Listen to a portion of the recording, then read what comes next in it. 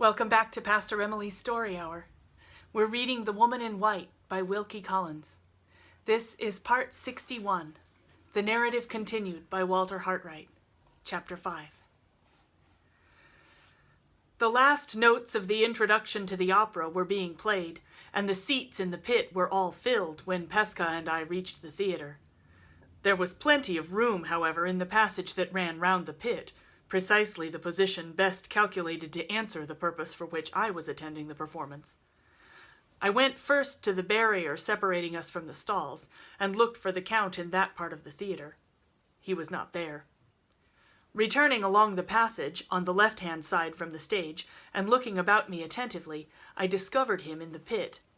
He occupied an excellent place, some 12 or 14 seats from the end of a bench within 3 rows of the stalls. I placed myself exactly on a line with him, Pesca standing by my side. The professor was not yet aware of the purpose for which I had brought him to the theater, and he was rather surprised that we did not move nearer to the stage. The curtain rose, and the opera began.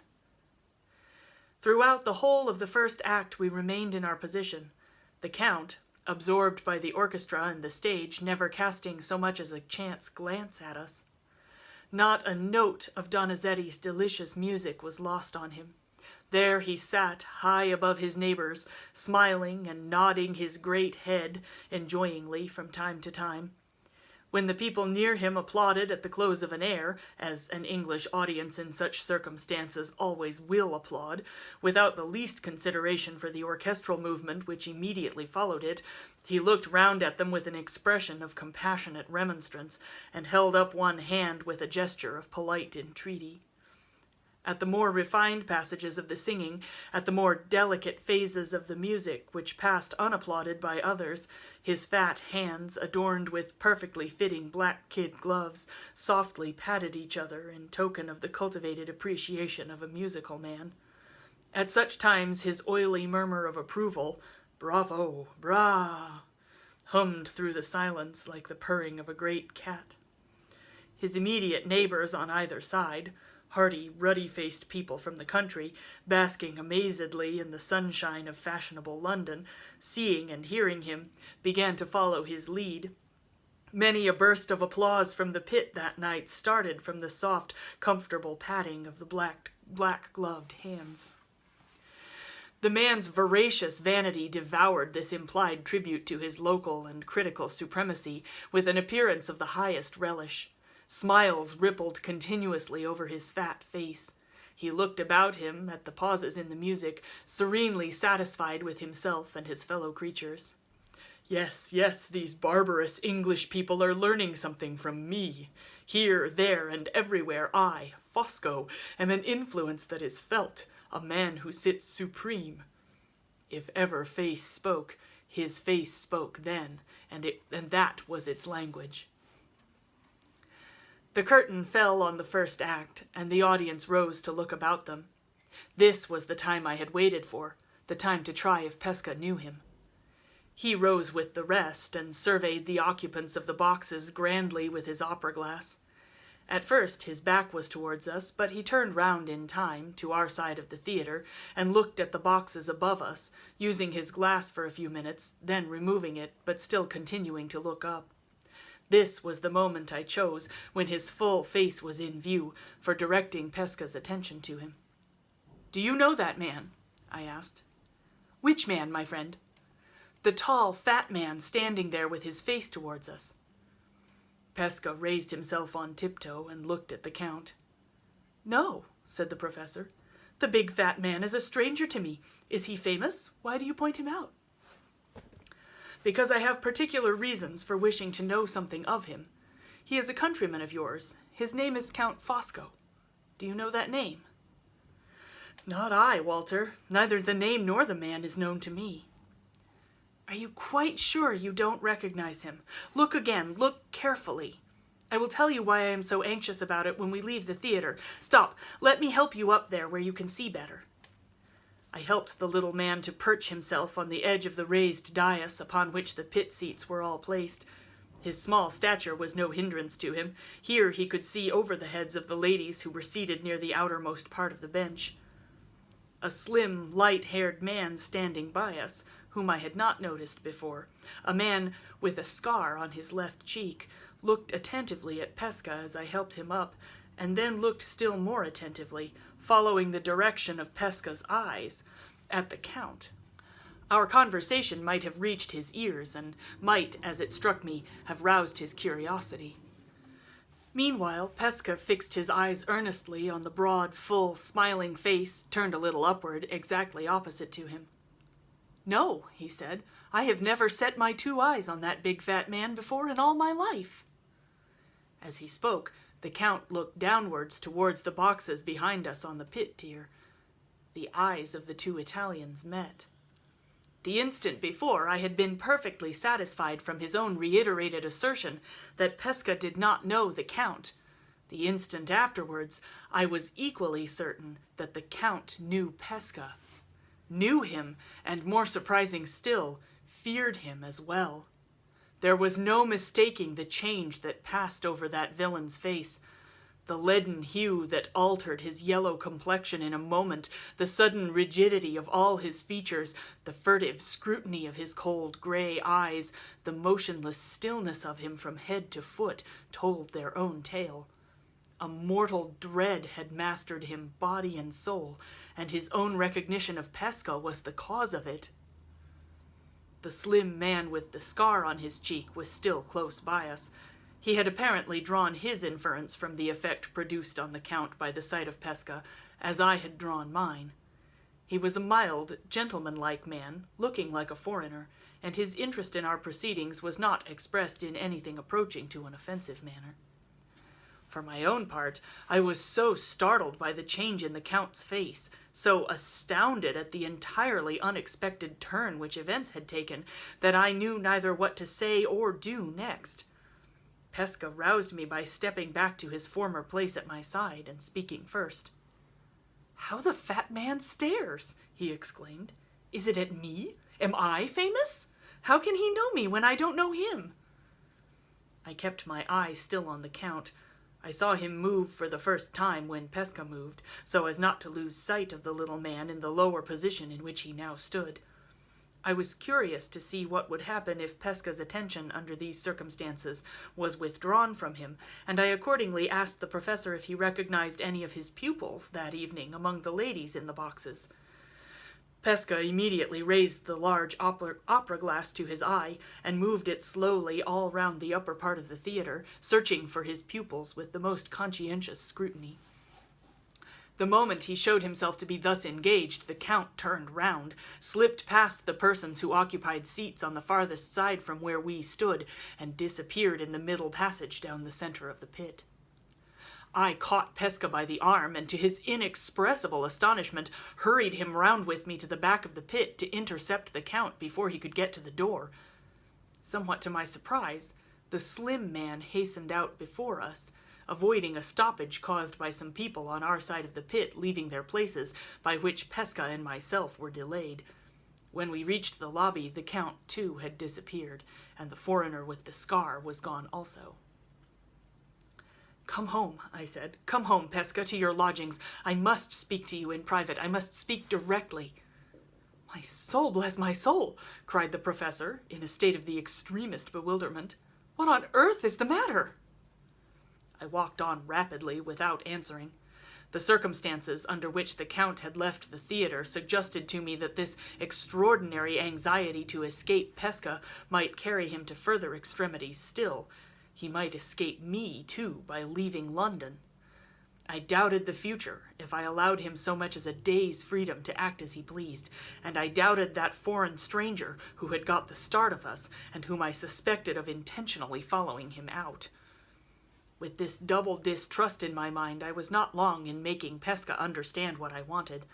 As soon as we two were alone in his room, I increased his confusion and amazement 100-fold by telling him what my purpose was as plainly and unreservedly as I have acknowledged it here.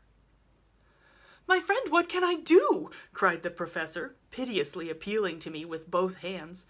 "Deuce, what the deuce! How can I help you, Walter, when I don't know the man?" "He knows you. He is afraid of you. He has left the theater to escape you. Pesca, there must be a reason for this. Look back into your own life before you came to England. You left Italy, as you have told me yourself, for political reasons. You have never mentioned those reasons to me, and I don't inquire into them now. I only ask you to consult your own recollections and to say if they suggest no past cause for the terror which the first sight of you produced in that man. To my unutterable surprise, these words, as harmless as they appeared to me, produced the same astounding effect on Pesca which the sight of Pesca had produced on the Count. The rosy face of my little friend whitened in an instant, and he drew back from me slowly, trembling from head to foot. "Walter," he said, "you don't know what you ask." He spoke in a whisper. He looked at me as if I had suddenly revealed to him some hidden danger to both of us. In less than 1 minute of time he was so altered from the easy, lively, quaint little man of all my past experience that if I had met him in the street, changed as I saw him now, I should most certainly not have known him again. "Forgive me if I have unintentionally pained and shocked you," I replied. "Remember the cruel wrong my wife has suffered at Count Fosco's hands. Remember that the wrong can never be redressed unless the means are in my power of forcing him to do her justice. I spoke in her interests, Pesca. I ask you again to forgive me. I can say no more." I rose to go. He stopped me before I reached the door. "Wait," he said. "You have shaken me from head to foot. You don't know how I left my country and why I left my country. Let me compose myself. Let me think if I can." I returned to my chair. He walked up and down the room, talking to himself incoherently in his own language. After several turns backwards and forwards, he suddenly came up to me and laid his little hands with a strange tenderness and solemnity on my breast. "On your heart and soul, Walter, is there no other way to get to that man but the chance way through me?" "There is no other way," I answered. He left me again, opened the door of the room and looked out cautiously into the passage, closed it once more, and came back. "You won your right over me, Walter," he said, "on the day when you saved my life. It was yours from that moment when you pleased to take it. Take it now. Yes, I mean what I say. My next words, as true as the good God is above us, will put my life into your hands." The trembling earnestness with which he uttered this extraordinary warning carried with it, to my mind, the conviction that he spoke the truth. "Mind this," he went on, shaking his hands at me in the vehemence of his agitation. "I hold no thread in my own mind between that man Fosco and the past time which I call back to me for your sake. If you find the thread, keep it to yourself. Tell me nothing. On my knees I beg and pray, let me be ignorant, let me be innocent, let me be blind to all the future as I am now."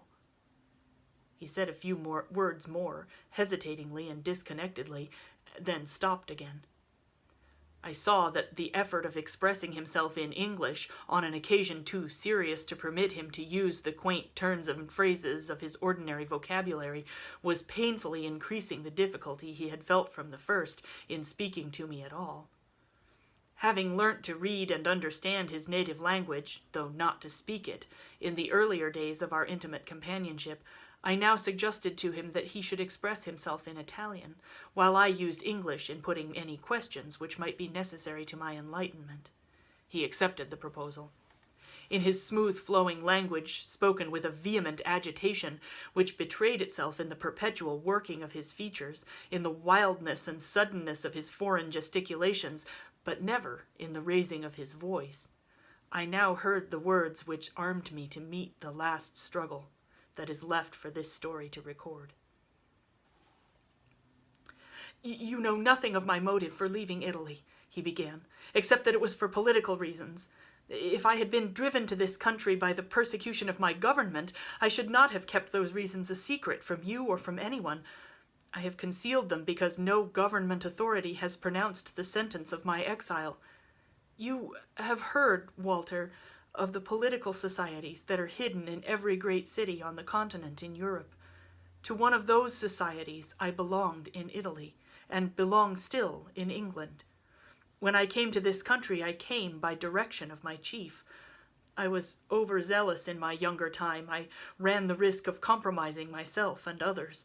For those reasons, I was ordered to emigrate to England and to wait. I emigrated. I have waited. I wait still. Tomorrow I may be called away. 10 years hence I may be called away. It is all one to me. I am here. I support myself by teaching, and I wait. I violate no oath, you shall hear why presently, in making my confidence complete by telling you the name of the society to which I belong. All I do is to put my life in your hands. If what I say to you now is ever known by others to have passed my lips, as certainly as we two sit here, I am a dead man. He whispered the next words in my ear. I keep the secret which he thus communicated. The society to which he belonged will be sufficiently individualized for the purpose of these pages if I call it the Brotherhood, on the few occasions when any reference to the subject will be needed in this place. The object of the Brotherhood, Pesca went on, is briefly the object of other political societies of the same sort, the destruction of tyranny and the assertion of the rights of the people. The principles of the Brotherhood are two. So long as a man's life is useful, or even harmless only, he has the right to enjoy it.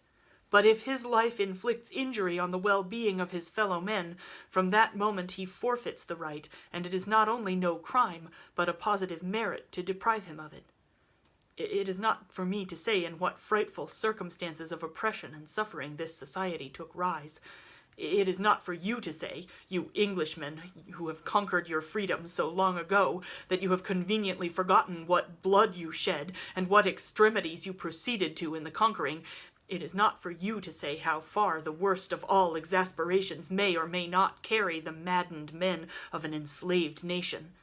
The iron that has entered into our souls has gone too deep for you to find it. Leave the refugee alone. Laugh at him, distrust him, open your eyes in wonder at that secret self which smolders in him, sometimes under the everyday respectability and tranquility of a man like me, sometimes under the grinding poverty, the fierce squalor of men less lucky, less pliable, and less patient than I am. But judge us not. In the time of your first Charles, you might have done us justice. The long luxury of your own freedom has made you incapable of doing us justice now. All the deepest feelings of his nature seemed to force themselves to the surface in those words. All his heart was poured out to me for the first time in our lives, but still his voice never rose. Still his dread of the terrible revelation he was making to me never left him. So far, he resumed, you think the society like other societies. Its object, in your English opinion, is anarchy and revolution. It takes the life of a bad king or a bad minister, as if the one and the other were dangerous wild beasts to be shot at the first opportunity. I grant you this, but the laws of the Brotherhood are the laws of no other political society on the face of the earth. The members are not known to one another. There is a president in Italy. There are presidents abroad. Each of these has his secretary. The presidents and secretaries know the members, but the members among themselves are all strangers until their chiefs see fit in the political necessity of the time or in the private necessity of the society to make them known to each other. With such a safeguard as this, there is no oath among us on admittance. We are identified with the Brotherhood by a secret mark, which we all bear, which lasts while our lives last. We are told to go about our ordinary business and to report ourselves to the president or the secretary 4 times a year in the event of our services being required. We are warned, if we betray the Brotherhood, or if we injure it by serving other interests, that we die by the principles of the Brotherhood, die by the hand of a stranger who may be sent from the other end of the world to strike the blow, or by the hand of our own bosom friend who may have been a member unknown to us through all the years of our intimacy. Sometimes the death is delayed, sometimes it follows close on the treachery. It is our first business to know how to wait, our second business to know how to obey when the word is spoken. Some of us may wait our lives through and may not be wanted. Some of us may be called to the work or to the preparation for the work the very day of our admission. I myself, the little easy, cheerful man you know, who of his own accord would hardly lift puffed up his handkerchief to strike down the fly that buzzes about his face. I, in my younger time, under provocation so dreadful that I will not tell you of it, entered the brotherhood by an impulse, as I might have killed myself by an impulse. I must remain in it now. It has got me, whatever I may think of it in my better circumstances and my cooler manhood, to my dying day. While I was still in Italy, I was chosen secretary, and all the members of that time who were brought face to face with my president were brought face to face with me. I began to understand him.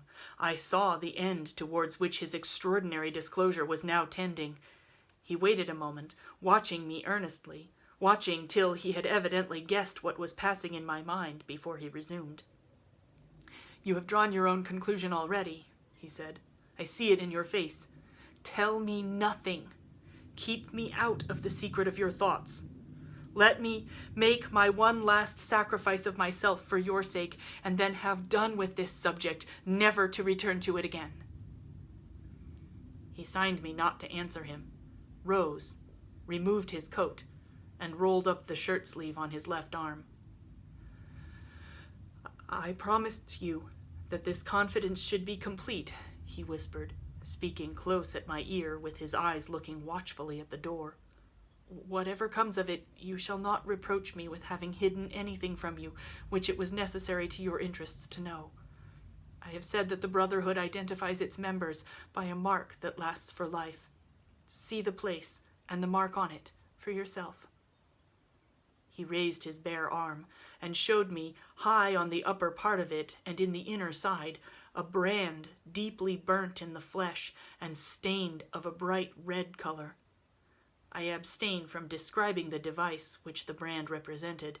It will be sufficient to say that it was circular in form, and so small that it would have been completely covered by a shilling coin. "A man who has this mark branded in this place," he said, covering his arm again, "is a member of the Brotherhood. A man who has been false to the Brotherhood is discovered sooner or later by the chiefs who know him, presidents or secretaries as the case may be, and a man discovered by the chiefs is dead. No human laws can protect him. Remember what you have seen and heard. Draw what conclusions you like, act as you please, but in the name of God, whatever you discover, whatever you do, tell me nothing. Let me remain free from a responsibility which it horrifies me to think of, which I know in my conscience is not my responsibility now. For the last time I say it, on my honor as a gentleman, on my oath as a Christian, if the man you pointed out at the opera knows me, he is so altered or so disguised that I do not know him. I am ignorant of his proceedings or his purposes in England. I never saw him. I never heard the name he goes by, to my knowledge, before tonight. I say no more. Leave me a little, Walter. I am overpowered by what has happened. I am shaken by what I have said. Let me try to be like myself again when we meet next." He dropped into a chair, and turning away from me, hid his face in his hands. I gently opened the door so as not to disturb him, and spoke my few parting words in low tones, which he might hear or not as he pleased. "I will keep the memory of tonight in my heart of hearts," I said. "You shall never repent the trust you have reposed in me. May I come to you tomorrow? May I come as early as 9 o'clock? "Yes, Walter," he replied, looking up at me kindly, and speaking in English once more, as if his one anxiety now was to get back to our former relations towards each other. "Come to my little bit of breakfast before I go my ways among the pupils that I teach. Good night, Pesca. Good night, my friend. Come back tomorrow for the next installment."